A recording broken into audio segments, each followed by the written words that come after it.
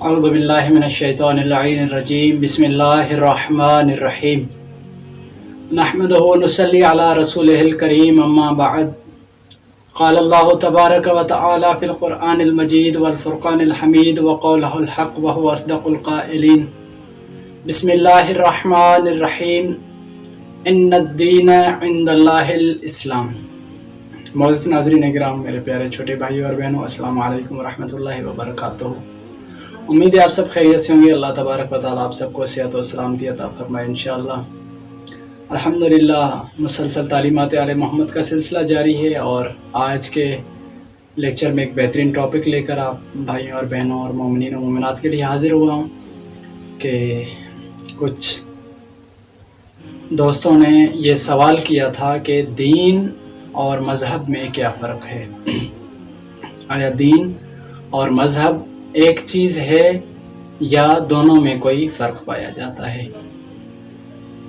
قرآن مجید میں متعدد آیات میں لفظ دین استعمال ہوا ہے، اس کے بالعکس لفظ مذہب قرآن میں کہیں بھی استعمال نہیں ہوا ہے، اور احادیث اور روایات میں بھی یا تو نہ ہونے کے برابر ہے بالکل، اگر ہے تو بہت ہی کم ہے، جو کہ قلیل ترین روایات میں یہ ملتا ہے لفظ مذہب۔ دونوں میں فرق کیا ہے کہ جو مذہب ہے اس کا دائرہ تھوڑا چھوٹا ہے۔ مذہب ایک نظریہ ہے، مذہب ایک فکر ہے، مذہب ایک سوچ ہے، مذہب چند خاص عقائد کا مجموعہ ہے جسے مذہب کہا جاتا ہے، اور مذہب کا دائرہ تنگ ہوتا ہے ہمیشہ۔ اور جو دین ہے، دین ایک مکمل نظام حیات ہے جس میں زندگی کا ہر پہلو پایا جاتا ہے، اور اس دین میں زندگی کے ہر پہلو سے بات کی جاتی ہے، زندگی کے ہر پہلو کے متعلق معلومات دی اور لی جاتی ہے، اور اس کو اخذ کیا جاتا ہے۔ تو دین باقاعدہ ایک مکمل نظام زندگی ہے، اور دین کا دائرہ مذہب سے بہت ہی زیادہ وسیع ہوتا ہے۔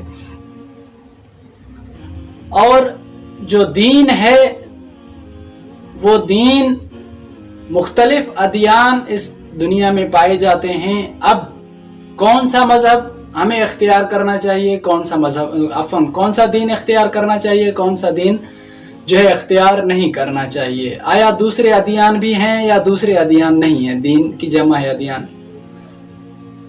تو قرآن مجید نے ہمیں بتایا ہے، ایک تو جو ہمارا عنوان گفتگو ہمیشہ جو آیت رہی ہے کہ ان الدین عند اللہ الاسلام، کہ بتحقیق اللہ تبارک و تعالی کے نزدیک جو دین ہے، جو پسندیدہ ترین دین ہے، وہ دین اسلام ہے۔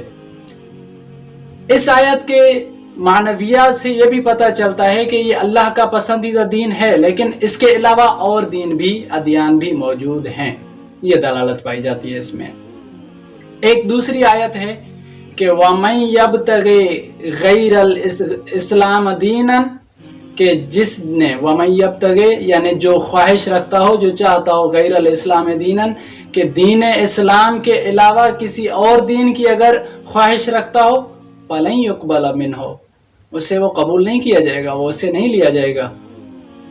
وَهُوَ فِي الْآخِرَةِ مِنَ الْخَاسِرِينَ، اور وہ آخرت میں خسارہ اٹھانے والوں میں سے ہوگا۔ تو پس سمجھ میں آیا کہ اللہ تبارک و تعالیٰ کا پسندیدہ ترین جو دین ہے وہ دین اسلام ہے، اس کے علاوہ اور دین پائے جاتے ہیں، لیکن اگر کوئی ان ادیان میں سے کوئی دین کی خواہش رکھتا ہے تو وہ قبول نہیں کیا جائے گا، اور آخرت میں اسے خسارہ اٹھانا پڑے گا۔